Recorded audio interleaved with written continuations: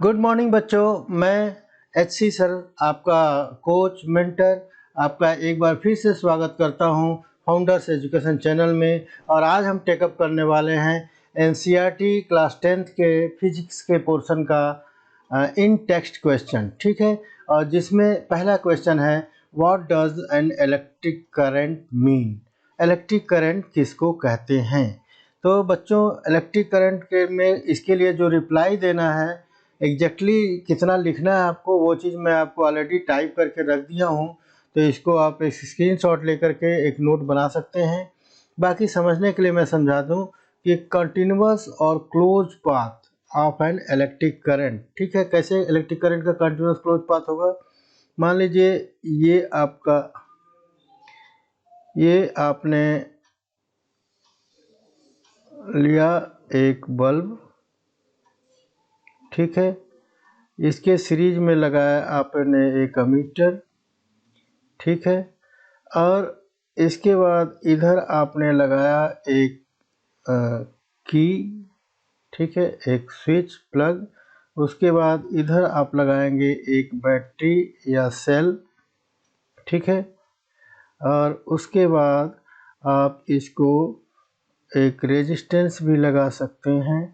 और उसके बाद जब इसको आप क्लोज कर देंगे, ठीक है, तो ये इंडिकेट करता है, ये प्लग की में जो ये डॉट लगा होता है, ये इंडिकेट करता है कि ये स्विच ऑन है।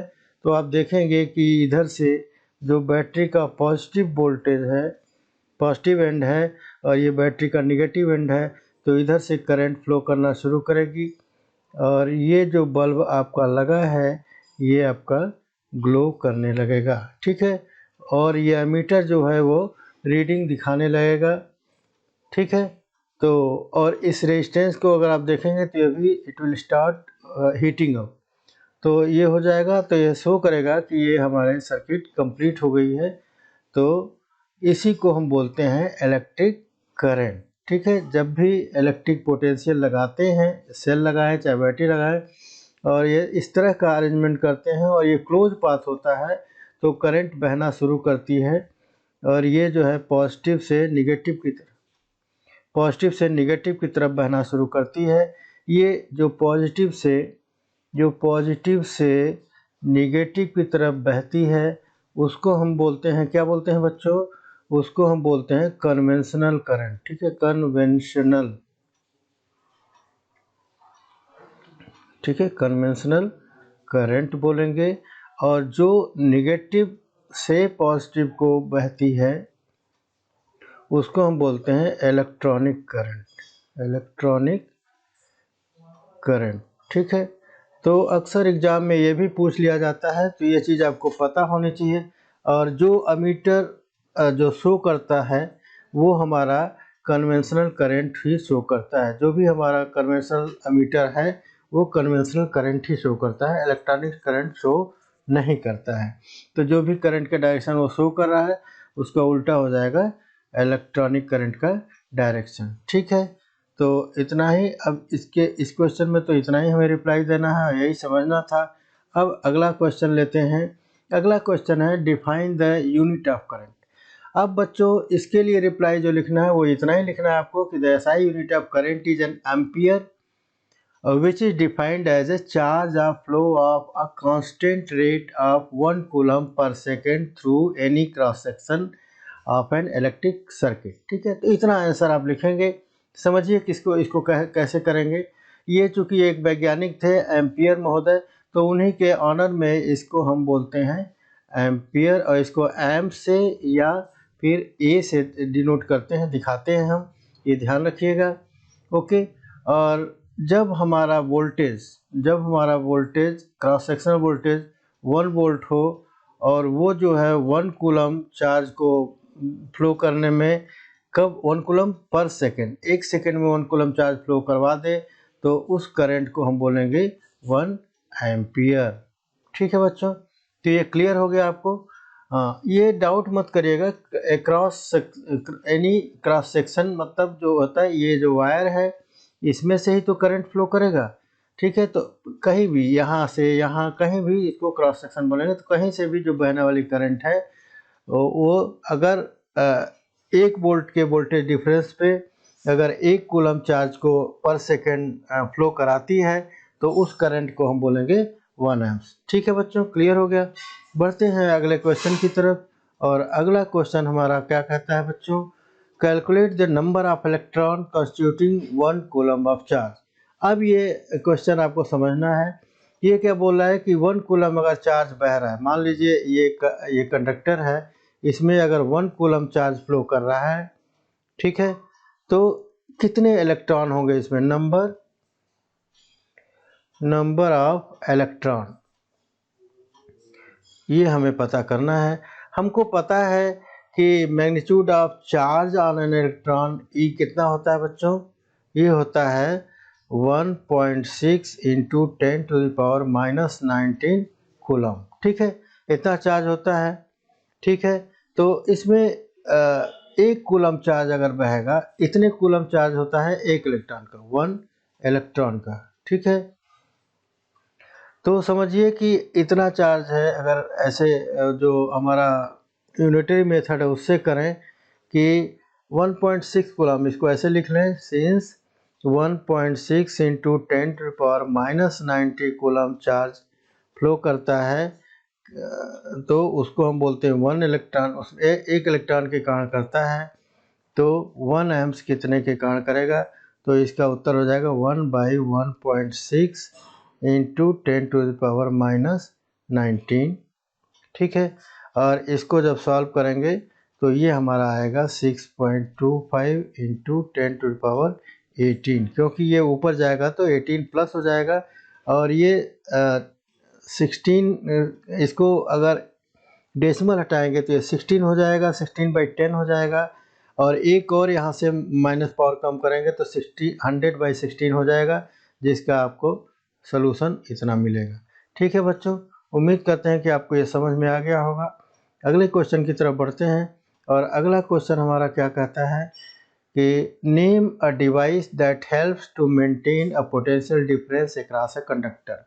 ठीक है, ये हमारा कंडक्टर है, इसके अक्रॉस अगर हमें पोटेंशियल डिफरेंस मेंटेन करना है तो वो कौन सी डिवाइस होगी, तो वो डिवाइस या तो सेल हो सकता है आपका, ठीक है, दूसरा क्या हो सकता है, बैटरी हो सकता है। मान लीजिए ये दूसरा अगर डिवाइस की बात करें तो ये जो है ढेर सारे सेल सीरीज में कनेक्ट कर देंगे, तो ये भी हो सकता है। ठीक है, सेल हो गया, बैटरी हो गई। ठीक है, और क्या हो सकता है, तो हमारा जनरेटर जो आता है, डीसी जनरेटर आता है, आप आगे अगले चैप्टर में पढ़ेंगे, तो इसको हम जी से जनरेटर को इंडिकेट करते हैं, तो ये भी पोटेंशियल डिफरेंस क्रिएट कर सकता है। ठीक है, तो ये सारे डिवाइसेज हैं जो हमें पोटेंशियल डिफरेंस क्रिएट करवाते हैं। ठीक है बच्चों, अगले क्वेश्चन की तरफ बढ़ते हैं, और अगला क्वेश्चन हमारा है 5वां क्वेश्चन। ये कह रहा है कि what is meant by saying that the potential difference between two terminal point is 1 volt. क्या मतलब है, पोटेंशियल डिफरेंस 2 पॉइंट, मान लीजिए ये पॉइंट ए है और ये पॉइंट बी है, और इन दोनों के बीच में कह रहे हैं कि ये पोटेंशियल डिफरेंस जो है वो 1 वोल्ट है। तो इसका मतलब क्या है कि यहाँ से यहाँ तक एक चार्ज को ले जाने में, 1 कूलम चार्ज को ले जाने में, ठीक है, वो हमें कितना वर्क डन करना पड़ा है, तो 1 जूल करना पड़ा है, किसको, to carry 1 coulomb of charge. ठीक है, तो ये कॉन्सेप्ट आपको पता है, तो इसके लिए क्या करेंगे, जैसे हमने बताया था कि अगर आपको बताना है कि वोल्टेज क्या है, तो हम क्या बोलते थे कि एक यूनिट चार्ज को इन्फिनिटी से उस पर्टिकुलर पॉइंट तक लाने में जितना वर्क डन करना पड़ता है, उसको हम बोलते हैं that it is a potential difference of 1 volt. ठीक है, जो भी वर्क डन करते हैं वो उस चार्ज में वोल्टेज डिफरेंस के रूप में इकट्ठा हो जाता है, और उसको हम बोलते हैं 1 वोल्ट। ठीक है, तो वही चीज़ यहाँ पे आपको बताना है। एक बार फिर समझिए, पोटेंशियल डिफरेंस अगर 2 पॉइंट के बीच में 1 वोल्ट है, तो इसका मतलब क्या है, 1 वोल्ट है, और कब, जब 1 जूल काम करना पड़ रहा है, और उसमें 1 कूलम चार्ज को उस पॉइंट से उस पॉइंट तक कन्वे हो रहा है। ठीक है, अगले क्वेश्चन की तरफ बढ़ते हैं बच्चों। और अगला क्वेश्चन हमारा है how much energy is given to each coulomb of charge. ठीक है, पासिंग थ्रू 6 वोल्ट बैटरी। ठीक है, ये हमारी 6 वोल्ट की बैटरी है। अब ये बोल रहे हैं कि एनर्जी कितना फ्लो हो रहा है। ठीक है, एनर्जी कितना फ्लो हो रहा है passing through a 6 volt battery. इस 6 वोल्ट बैटरी से how much energy is given to each coulomb. ठीक है, how much energy is given to each coulomb. ठीक है, तो potential difference between the terminal of a battery, अगर ये battery का पोटेंशियल डिफरेंस यहाँ से यहाँ तक 6 वोल्ट है, तो इसका मतलब क्या हुआ कि एनर्जी ऑफ 6 जूल, एनर्जी कितना हो जाएगा हमारा, ये हो जाएगा 6 joule must be given for each coulomb of charge. कितने, एक कूलम के लिए, ईच कूलम के लिए ये 6 जूल देना पड़ेगा, देगा ये बैटरी। ठीक है, और यही हमारा आंसर हो जाएगा। ठीक है, तो आपको ये सब डायग्राम बनाने की ज़रूरत नहीं है, आपको बस इतना ही लिखना है कि potential difference between the terminal of a battery is 6 volt, hence the energy of 6 joule must be given for each coulomb of charge passing through the battery. ठीक है, अगले क्वेश्चन की तरफ बढ़ते हैं बच्चों। और अगला क्वेश्चन हमारा है what on what factor does the resistance of a conductor depend. ठीक है, तो इसके लिए हम क्या करेंगे, रेजिस्टेंस का हमें फार्मूला पता है कि R is equal to rho L by A. ठीक है, ये तीन चीज़ें हैं जिसके ऊपर हमारा रेजिस्टेंस डिपेंड करता है, और इसके अलावा एक चीज़ और है and that is your temperature. ठीक है, तो रो क्या है कि material of that conductor, L क्या है लेंथ ऑफ दैट कंडक्टर, अगर लेंथ मटेरियल अगर मटेरियल सेम है, अगर लेंथ को बढ़ा घटा रहे हैं तो उसका रेजिस्टेंस क्या होगा, क्योंकि लेंथ डायरेक्टली प्रोपोर्शनल, आर क्या है, R is directly proportional to L है, और तो लेंथ बढ़ाएंगे घटाएंगे, मटेरियल सेम रखना है, ध्यान रखिएगा, तो आपका रेजिस्टेंस भी बढ़ जाएगा या घट जाएगा, मतलब डायरेक्टली प्रोपोर्शनल है ये। अगर रेजिस्टेंस लेंथ बढ़ाएंगे तो रेजिस्टेंस बढ़ जाएगा, लेंथ घटाएंगे तो रेजिस्टेंस घट जाएगा। वेयर एज अगर क्रॉस सेक्शन की बात करेंगे तो ये यूनिवर्सली प्रोपोर्शनल है, तो इसका मतलब क्या हुआ कि अगर क्रॉस सेक्शन एरिया कम करेंगे तो आपका रेजिस्टेंस बढ़ जाएगा, क्रॉस सेक्शन एरिया बढ़ाएंगे तो आपका रेजिस्टेंस कम हो जाएगा। सिमिलरली टेम्परेचर का भी इफेक्ट पड़ता है, टेम्परेचर बढ़ाते हैं तो रेजिस्टेंस नॉर्मली बढ़ता है, लेकिन कुछ एलिमेंट ऐसे हैं जो निगेटिव टेम्परेचर कोफिशिएंट के हैं। ठीक है, निगेटिव टेम्परेचर कोफिशिएंट। ठीक है, तो वो जैसे जर्मेनियम है, सिलिकॉन है, ये सब ऐसे हैं जिनका निगेटिव टेम्परेचर कोफिशिएंट होता है। मतलब यहाँ क्या होता है कि टेम्परेचर अगर आप बढ़ाते हैं तो इनका रेजिस्टेंस क्या हो जाएगा, ये कम हो जाएगा। ठीक है, तो ये आपको ध्यान रखना है। और अगर आंसर क्या क्या लिखना है, केवल 3 चीज़ लिखना है, 4 चीज़ लिखना है। एक तो रो लिखेंगे, रो को हम कहते हैं that is nature of the material. ठीक है, rho is nature of the material of conductor. ठीक है, टेम्परेचर अलग है, length and cross section area तो हमने आपको बता ही दिया है। ठीक है, तो इतना ही आपको लिखना है, ये सारी चीज़ें केवल आपके समझने के पॉइंट ऑफ व्यू से है। ठीक है, ओके, अगला क्वेश्चन की तरफ बढ़ते हैं। अगला क्वेश्चन है बच्चों 8वां question, will the current flow more easily through a thick wire और a thin wire of the same material when connected through the same source. अब यहाँ ध्यान रखिए बच्चों कि जैसा मैंने अभी बताया था कि रेजिस्टेंस क्या होता है, ये होता है रो एल बाई ए। ठीक है, तो यहाँ पे थिकनेस कौन डिसाइड करेगा, एरिया। ठीक है, क्रॉस सेक्शनल एरिया। इसका मतलब क्या हुआ कि आर जो है वो इन्वर्सली प्रोपोर्शनल है क्रॉस सेक्शन एरिया के। मतलब क्या हुआ बच्चों कि रेजिस्टेंस ज़्यादा होगा, इंक्रीज होगा, कब, जब एरिया डिक्रीज होगा। ठीक है, क्रॉस सेक्शन एरिया डिक्रीज करेंगे तो रेजिस्टेंस बढ़ता जाएगा, और क्रॉस सेक्शन एरिया अगर आप इंक्रीज करेंगे तो रेजिस्टेंस क्या होगा बच्चों, रेजिस्टेंस आपका डिक्रीज हो जाएगा। तो इसी सिद्धांत पे ये हमें बताना है इसका जवाब कि what will the current flow more easily through a thick wire. तो थिक वायर का एरिया क्या हो जाएगा बच्चों, जो थिक वायर है उसका एरिया क्या होगा, ये होगा मोर। ठीक। और थिन वायर का एरिया क्या हो जाएगा, इसका हो जाएगा लेस, ठीक है। तो इसका एरिया मोर है तो रेजिस्टेंस इसमें क्या हो जाएगा, रेजिस्टेंस जो है कम हो जाएगा, रेजिस्टेंस जो है लेस हो जाएगा, क्या चीज़, रेजिस्टेंस, और यहाँ पे रेजिस्टेंस क्या हो जाएगा, मोर हो जाएगा, ठीक है। और रेजिस्टेंस मोर होगा तो करंट क्या हो जाएगा, यहाँ अगर रेजिस्टेंस लेस है मतलब करंट इजीली फ्लो करेगा, तो हम क्या लिख सकते हैं कि thick wire will allow the more current to flow, is more current that is easily flow करेगा। whereas thin wire जब होगा तो इसका क्या हो जाएगा, इसमें लेस करंट फ्लो करेगा, और इसका मतलब क्या होगा कि इट विल डिफ़िकल्टी होगी करंट को फ्लो करने में, ठीक है। क्यों होगी वो हमने आपको बता दिया है। बढ़ते हैं बच्चों अगले क्वेश्चन की तरफ, और अगला क्वेश्चन हमारा है आज का नवा question, let the resistance of an electrical component remain constant, ठीक है।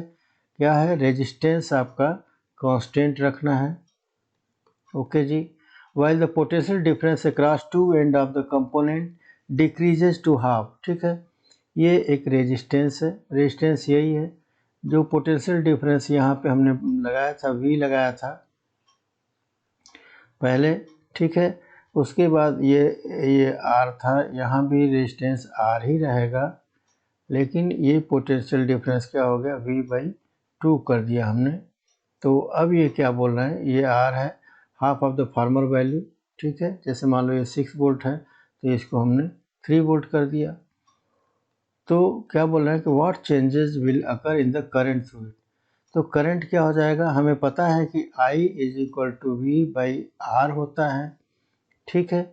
अब R सेम है, ठीक है, R सेम है, इसका मतलब इसको हम ऐसे लिखें, अगर ओम्स लॉ का ध्यान रखें तो V जो है वो क्या होता है, डायरेक्टली प्रोपोर्शनल टू करंट होता है। अब वोल्टेज को अगर आप डिक्रीज करोगे तो करंट क्या हो जाएगा, वो भी डिक्रीज हो जाएगा, ठीक है। वोल्टेज को अगर हाफ कर दिया आपने तो करंट भी क्या हो जाएगा, हाफ हो जाएगा, ठीक है। तो क्या लिखेंगे, current will also be decrease by half of the original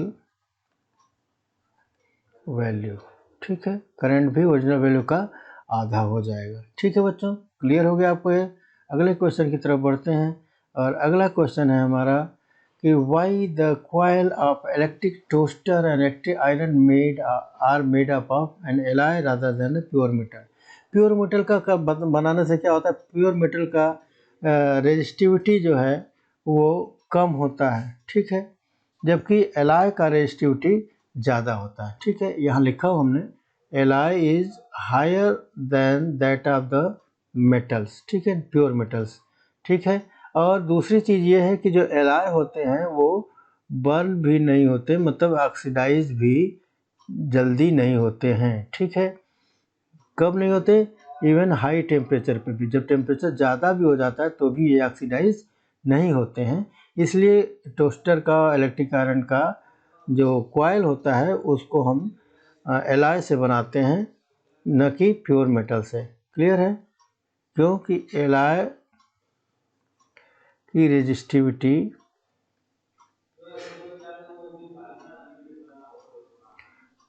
जो है ये क्या होता है बच्चों, ये ज़्यादा होता है, ठीक है। पहली बात ये है कि तो ये करंट को फ्लो, मतलब हीट ज़्यादा डेवलप होगा। दूसरी बात क्या है कि ये हाई टेम्परेचर पर भी ऑक्सीडाइज नहीं होता, क्या होता है, ऑक्सीडाइज नहीं होता है, ठीक। हाई टेम्परेचर पे ऑक्साइड नहीं होता, तो इसलिए इसको आराम से हम यूज़ कर पाते हैं, और ये जल्दी से बर्न नहीं होता है, ठीक है। तो इसका हम इतना ही जवाब देंगे कि the resistivity of an alloy is higher than that of the metal, Moreover, alloy do not oxidize या burn readily even at high temperatures. Therefore, the coils of electric toaster and electric iron and other such devices are made of an alloy rather than the pure metal. ठीक है बच्चों, तो आज के लिए इतना ही। अगर आपको ये वीडियो पसंद आता है तो आप इसको लाइक ज़रूर करिए और शेयर भी करिए अपने दोस्तों को, क्योंकि ज़्यादा से ज़्यादा लोग इसका लाभ उठा सकें। इस चैनल पे अगर आप पहली बार आए हैं तो इसको सब्सक्राइब ज़रूर कर लीजिए, ठीक है, ताकि आपको नोटिफिकेशन समय से मिलता रहे। ठीक है बच्चों, हम एक सीरीज़ चला रहे हैं कि जो हमारा नवंबर दिसंबर में जो मतलब बोर्ड एग्ज़ाम होने वाला है क्लास 10th का, तो उसमें इलेक्ट्रिसिटी चैप्टर जो अभी सीरीज चल रही है उसमें से कोई भी ऐसा एक छोटा सा भी नहीं बचे जो आपको नहीं समझ में आए, नहीं आता हो। फिर भी अगर आपको कुछ लग जाएगा कि कुछ नहीं आ रहा है तो आप कमेंट बॉक्स में लिखिए, हम आपको उसका सलूशन ज़रूर देंगे। ठीक है, तो आज के लिए इतना ही। मिलते हैं अगले वीडियो में, तब तक के लिए bye bye, take care, see you.